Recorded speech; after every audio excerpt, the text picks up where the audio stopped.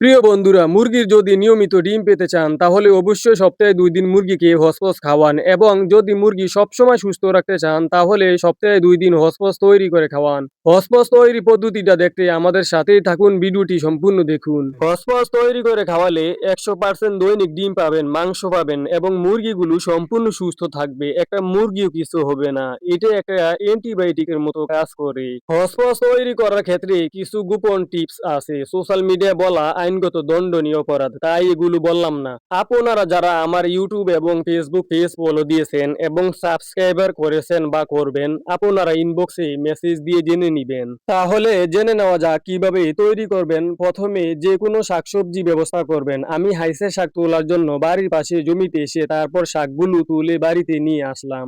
আমার সবকিছু এখন রেডি, শুধু দেখতে থাকুন আমি কিভাবে হসপস তৈরি করি। আসলে হসপস যে এতটা পাওয়ারফুল খাদ্য যা মুরগির ডিম উৎপাদন বৃদ্ধি করে এবং মুরগির রোগ প্রতিরোধ ক্ষমতা বৃদ্ধি করে।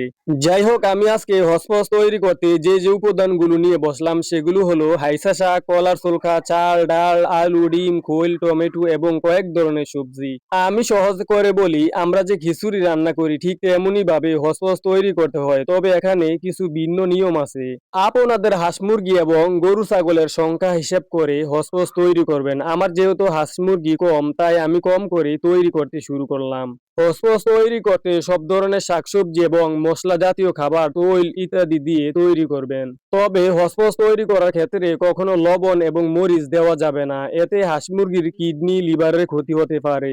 হসপস তৈরি করার উপর নির্ভর করে আপনার মুরগি ডিম উৎপাদন ও প্রজনন ক্ষমতা। আপনি যদি হাই লেভেলের হসপস তৈরি করতে চান তাহলে অবশ্যই খিচুড়ি রান্না করতে যা যা লাগে তা দিবেন, সাথে যে কোনো স্বাস্থ্যসম্মত মাংস দিবেন। যখন আপনারা হসপস রান্না করার জন্য চুলায় পাতিল বসাবেন তখন অতিরিক্ত আগুনে রান্না করবেন না। হালকা নিবা নিবা আগুন দীর্ঘ সময় ধরে রান্না করবেন। যখন দেখবেন সবকিছু সিদ্ধ হয়ে গেছে তখন পাতিল থেকে বলে নিয়ে রোদে রেখে দিবেন যতক্ষণ না পর্যন্ত ঠান্ডা হবে। হসপস খাওয়ানোর ক্ষেত্রে যে সাবধানতা অবলম্বন করতে হবে সেগুলো হলো, হসপসের মধ্যে প্রচুর ভিটামিন থাকে, যেমন কার্বোহাইড্রেট, ভিটামিন এ, ডি ইত্যাদি। তাই প্রতি সপ্তাহে ২ দিনের বেশি খাওয়ানো যাবে না। অতিরিক্ত গরমের সময় ব্রয়লার মুরগিকে মাংস উৎপাদনের ক্ষেত্রেও ব্যবহার করা যাবে না, তবে ঠান্ডা আবহাওয়ায় কম পরিমাণে খাওয়ানো যেতে পারে।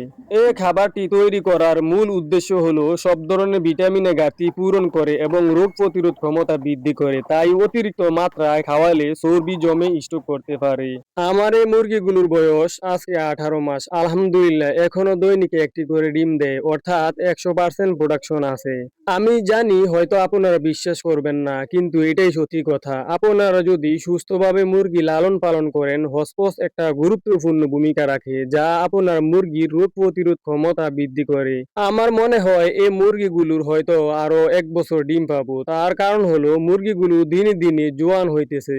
আসলে মুরগিকে মনোরম পরিবেশে স্বাস্থ্যসম্মত খাবার খাওয়াইলে মুরগি কখনো ডিম দেওয়া বন্ধ করবে না। প্রিয় বন্ধুরা, আপনারা যদি আমার পুরো ভিডিওটি দেখে থাকেন তাহলে অবশ্যই আমার হামজালাল এগ্রো খামার ফেসবুক পেজ আছে এবং এই নামে ইউটিউব চ্যানেল আছে। আপনারা প্রতিনিয়ত গুরুত্বপূর্ণ ভিডিও পেতে পেজটাকে ফলো দিয়ে ইউটিউব চ্যানেলটাকে সাবস্ক্রাইব করে রাখেন। আপনাদের ভালোবাসা পেলে আরো নতুন নতুন ভিডিও বানানোর আগ্রহ আসবে। যাদের হাঁস মুরগি সম্পর্কে কিছু জানার থাকে আমাকে ইনবক্স করবেন, ইনশাল্লাহ চেষ্টা করব সঠিক পরামর্শ দেওয়ার জন্য। বর্তমানে সোশ্যাল মিডিয়ায় পরামর্শ দেওয়ার লোকের অভাব নেই, তবে সঠিক বাস্তবতা প্রকাশ করার মতো লোক নাই। প্রিয় বন্ধুরা, আমার ভিডিওটি মনোযোগ দিয়ে দেখার জন্য আমি চিরকৃতজ্ঞ। আপনাদেরকে অসংখ্য ধন্যবাদ।